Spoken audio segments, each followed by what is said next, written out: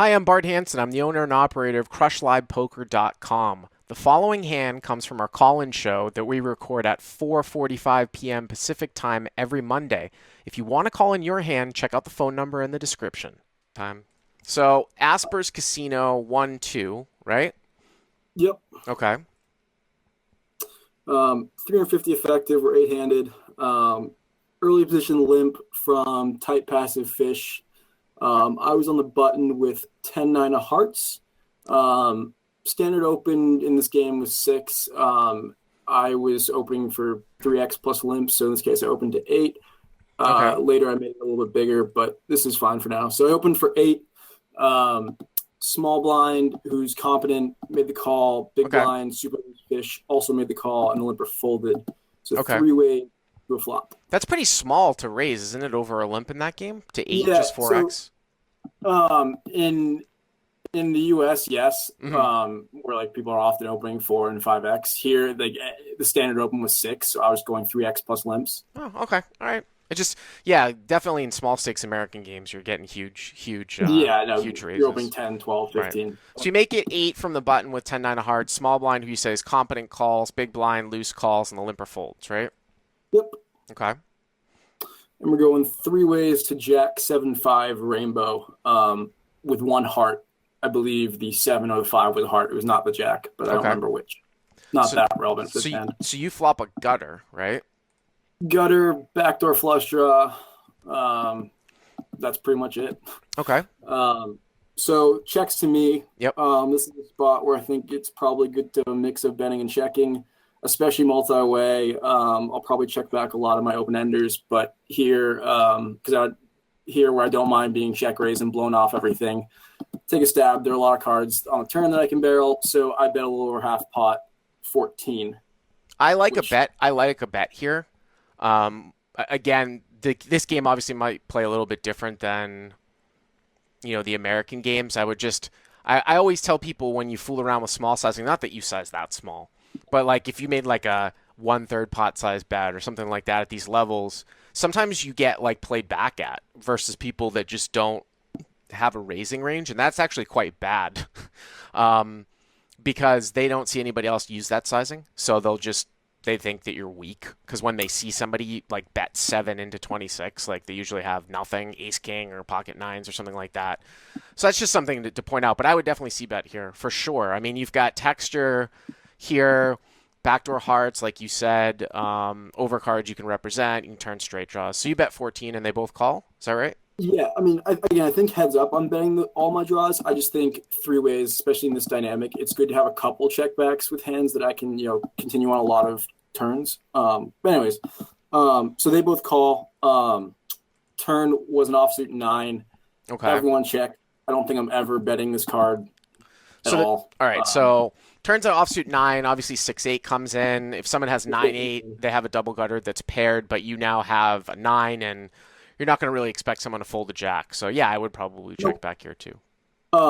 Anyways, river is now 6x, offsuit 6. So 4 to a straight on there, but no flush came in. Yep. Small blind now leads for 15. I think the pot was 68 at this point, so he leads fairly small. The big blind loose fish calls fairly quickly, and it's on me.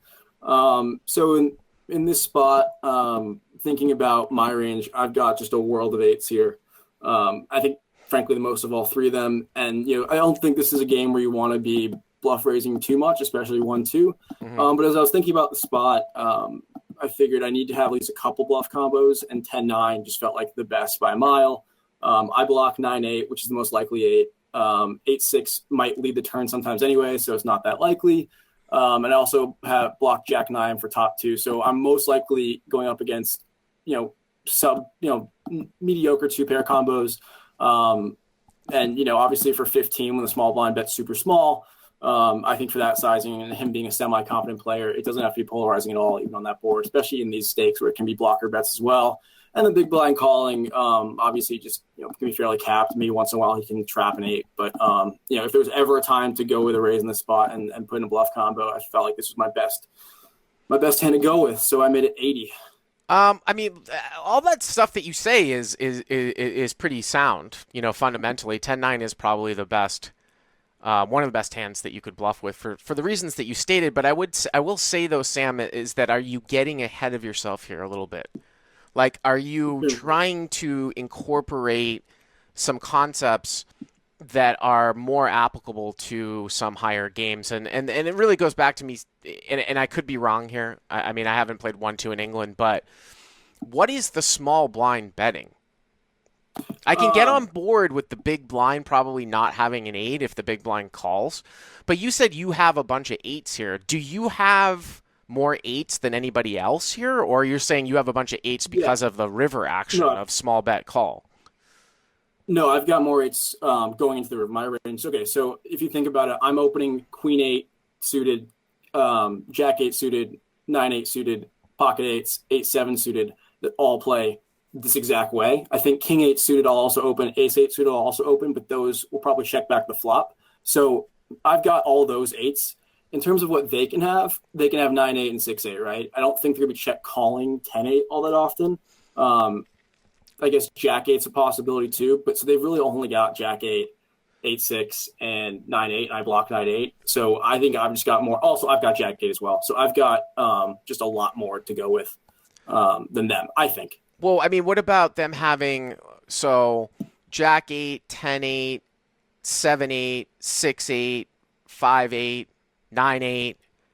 I mean, I guess you cut down if you were gonna see bet some hands that you have an eight with that they would fold to your bet, but you're not betting Yeah, all that's those what I'm eights thinking. though on the flop though, right? Like king eight, ace eight, things like that. I don't want to go too far down this road, but what I'm trying to say is that obviously you're thinking player and you are putting this all together. But the question that I have though against these players at 1, 2, 350, is that going to matter? My reflex here is that you think you have more eights, and let's say that you do based on the action. Are the players that you're playing against going to think on your level that you have more eights, and are they going to fold two pair when the small No, blind bet's I 15? mean I don't think. Okay, so I think that if I can get Jack nine and worse to fold, it's printing. And if I'm just getting called by 8x, then I think it's a pretty good bluff, and I think it works really well.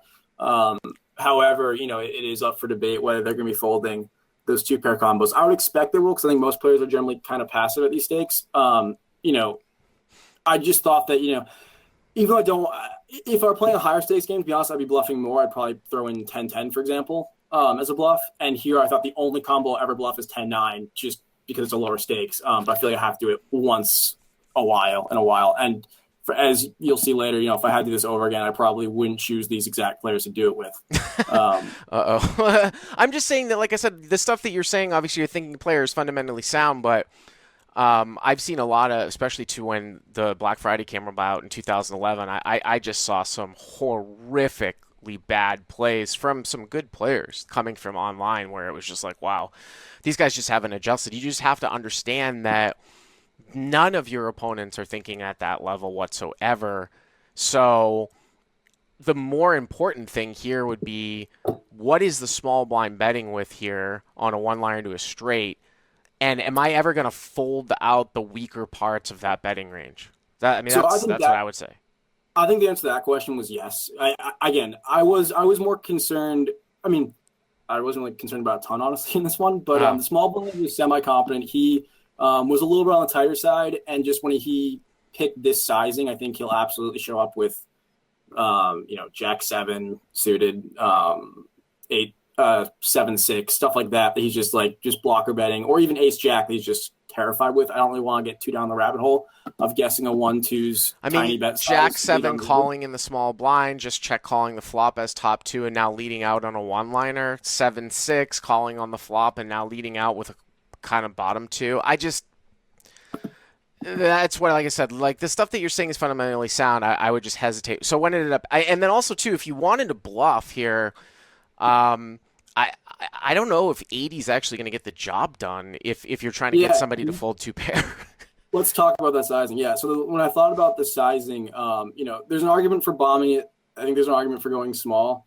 I don't love bombing it just because whenever I have an eight, if I bomb it, I'm folding out all but 8x, all but chop. So if I actually had it, again, this was a case of where I was picking a balance size that probably wasn't the best idea in a 1-2 game. Yeah. But that's the size I would pick, with all my 8X. So that's how I arrive there. Yeah, but that's a problem though. I mean, that's not. I mean, if you want to, I mean, look, if you want to polarize yourself to an 8 though, and you think that these people have a bluff catcher, you want to give them worse price.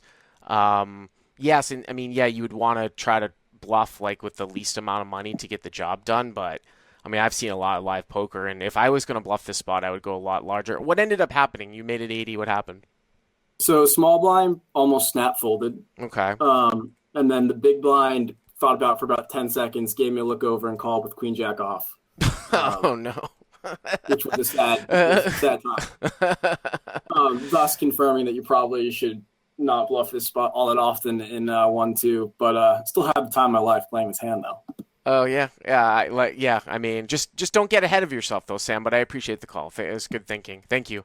Hey guys, if you like what you've seen here, please click on the subscribe button and you'll get notified every time we put up a new video. And if you want to check out crushlivepoker.com for the first month free, use the code YTA200. Click on the link right there.